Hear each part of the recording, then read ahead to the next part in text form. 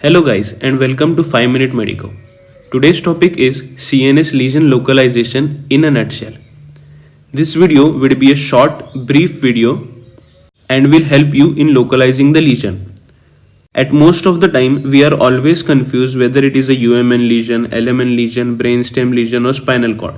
I guarantee you at the end of this video, you will be able to localize the lesion within a few seconds. If you are new to this channel, please like, share and subscribe a YouTube channel 5 Minute Medico. Before going to what is LMN or UMN, we should be knowing what can be the possible lesions.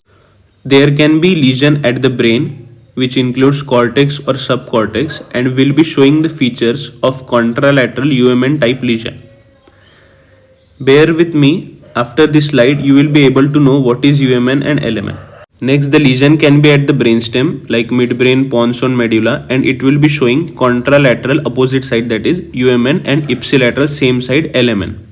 Spinal cord, which is extra or intramedullary, at the level it will be showing LMN type, above everything would be normal and below it will be showing UMN type lesion. Beyond the spinal cord, that is from anterior horn cells up to the muscle, it will be showing pure LMN type lesion. So the first question that would strike in your brain is what is UMN and what is LMN. UMN is descending motor system, that is corticospinal and extrapyramidal system merging on the anterior horn cells of the spinal cord, and descending motor system merging on the cranial nerve nuclei in the brainstem, that is corticobulbar fiber. So basic corticospinal, extrapyramidal and corticobulbar fibers comprising UMN. So anything starting from the brain going up to the anterior horn cell includes UMN. Now LMN, the efferent neurons of the peripheral nervous system that connects the central nervous system with the muscle to be innervated. So anything starting from the anterior horn cells and going up to muscles, which include anterior horn cell, ganglion, root, plexus, nerve, neuromuscular junction and muscle, all will be included in the LMN. So here is your jackpot table. Take a snapshot of this. So how can you differentiate between what is UMN and LMN? So first feature is consciousness. If a patient comes with loss of consciousness, he can be probably having a UMN lesion. Consciousness is lost in UMN. With a characteristic type of weakness, you can predict whether it is UMN or LMN. So if a patient is showing quadriplegia, hemiplegia, diplegia or paresis, you can be saying it can be a UMN lesion. If the patient is having a proximal, distal, individual muscle type of weakness, you can say it is a LMN. Then tone is increased, that is rigidity, hypertonia is seen in UMN, and hypotonia or flaccid is seen in LMN. Deep tendon reflexes are exaggerated in UMN and lost in LMN. Higher mental functions, that is of the cortex, which includes memory, attention, speech, if they are lost, you can straight away say it is a UMN lesion and involving cortex. If they are intact, it is a LMN lesion. Fasciculations or the twitching is seen in LMN. Atrophy of the muscle is seen in LMN. And Babinski, which is the opposite of the plantar reflex, is seen in UMN, which shows extension, and not seen in LMN, that is flexion. All this will make sense after seeing this example. 62-year-old right-handed male Hindu patient Keshav, farmer by occupation, staying at Ghat Prabha, comes with complaint of weakness of right half of the body. Since 10 days, inability to talk and dribbling of saliva from the right side of the mouth. So here we can say the weakness is of the type that is hemiplegia. Patient is inability to walk, means he has loss of higher mental function, that is speech, that is aphasia. There is also dribbling of saliva. So this is a characteristic case of a UMN lesion. Next example, a 45-year-old right-handed male Hindu patient Ram Rao, teacher by occupation, staying at Gokak, comes with complaint of loss of power in both legs since 4 days. Complaints of weakness in both legs. So this can be a clearly case of LMN as it has a specific type, that is power in loss in both legs only. So it is a LMN lesion. So if we are talking about a UMN lesion, it is basically because of stroke.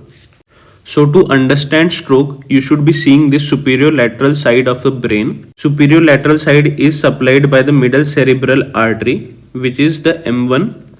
Then when it enters in the sylvian sulcus, it is named as M2. It gives two branches, M2S, that is the superior, and M2I, that is inferior.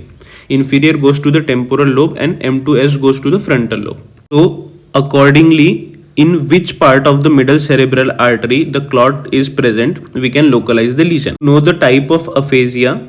If there is a lesion around F, fluency will be lost. Lesion around the C, loss of comprehension, and lesion around R, loss of repetition. For localization, if there is a lesion at M1 of the middle cerebral artery, the clinical features that will help you distinguish is 3H GFC, that is hemiplegia, hemiparesis, hemianopia, global aphasia, facial nerve involvement, convulsions or loss of consciousness.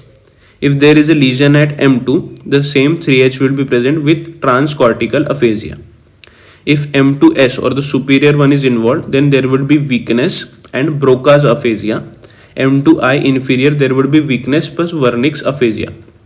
Lenticulostriate artery, this is the artery of the middle cerebral artery given to the internal capsule.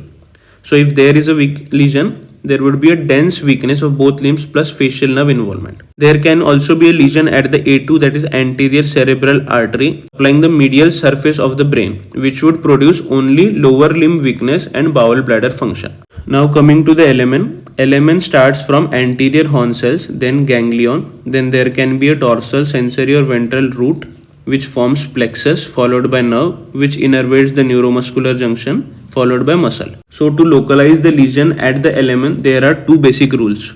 Rule number 1, with the presentation, if the complaints are pure motor, pure sensory or sensory motor, we can categorize the lesion. If the lesion is a pure motor only involving weakness, then it can be anterior horn cell, neuromuscular junction or muscle. If it is a pure sensory, then it can be an injury at the ganglion. If it is both sensory motor, it can be at the root, plexus or the nerve. Rule number 2, according to the symmetry. If the presenting complaints of the patient are symmetrical, in motor it can only be muscle, in sensory motor it can only be nerve. All lesions will produce asymmetrical problems. This would be clear with the example. 28-year-old male brought to casualty around 7 p.m. with complaints of weakness for 4 to 5 hours, where he developed symmetrical upper and lower limb weakness. Powers are 0/5, upper limb and lower limb. Higher mental function, bowel bladder, sensory is normal. Bulk not atrophied, tone decreased, reflex hyporeflexia, plantar mute. So according to this, we can say that tone is decreased, reflexes are hyporeflexia and plantar is absent. We can say it is a UMN type lesion. Then symmetrical upper limb and lower limb weakness is saying. So it is symmetrical and only motor is involved. As we can see, sensory is normal. So we can say only motor symmetrical, then it is a muscle. So there can be a lesion at the brainstem also, which would be presenting as contralateral UMN type and ipsilateral LMN type. So to know what is the brainstem, this is a transverse section at the superior colliculus. We can see there is an area called as cerebrospinal tract, and there is also a third nerve and there is a red nucleus. So the first lesion would be Weber's one, which would disturb the corticospinal tract and the third nerve. So because of this, in Weber's there would be contralateral UMN due to lesion at the cerebrospinal tract and ipsilateral due to involvement of the third nerve. Similarly, if the lesion is at the red nucleus which does not involve corticospinal tract but involves third nerve, it is called as clots, that is it will show ipsilateral LMN due to third nerve and contralateral ataxia or tremor due to involvement of the red nucleus. If both the features are seen, then it is a Benedict syndrome. Next, the lesion can be at the medulla. So medulla, there is a rule of 4S and 4M. So at the cross section of the medulla, the lateral or the outer side will be having all the sensory tracts and features.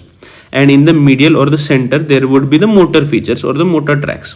So if there is a lesion at the lateral or the outer side of the medulla, it will show loss of the sensory features, which is seen in lateral medullary syndrome, like loss of spinothalamic tract, sensory nuclei, sympathetic fibers, spinocerebral fibers. If there is a lesion at the center or the medial of the medulla, there will be the loss of the motor functions, which includes motor nuclei, motor fibers of CST, MLF and ML. Then coming to the spinal cord. The cross section of the spinal cord, we can see three types of tract or the columns. First one, the posterior or the dorsal column, lateral spinothalamic and anterior spinothalamic tract. Now what are the features of this? Posterior column, it carries fine touch, vibration, proprioception, position sense.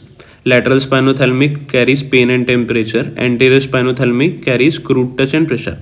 So if the lesion is around any of the structure, there would be the following features. So the lesion can be extramedullary or intramedullary. Can be clearly seen. The yellow ones are the extramedullary, that is coming from outside, and the blue lesion is the intramedullary, that is in the center and it's growing from inside. So the posterior or the extramedullary will show cerebrospinal, that is the UMN type of features, and the intramedullary compresses the anterior horn cell, so it will be showing LMN type of feature. So localizing of the spinal cord lesion would be with the help of the dermatomes and myotomes. Examples would be for extramedullary, TB, spine, disc herniation, metastatic, vertebral fracture, intramedullary, ependyma and syringomyelia. Thank you so much. If you are able to make out anything from this video, please like, share and subscribe our YouTube channel.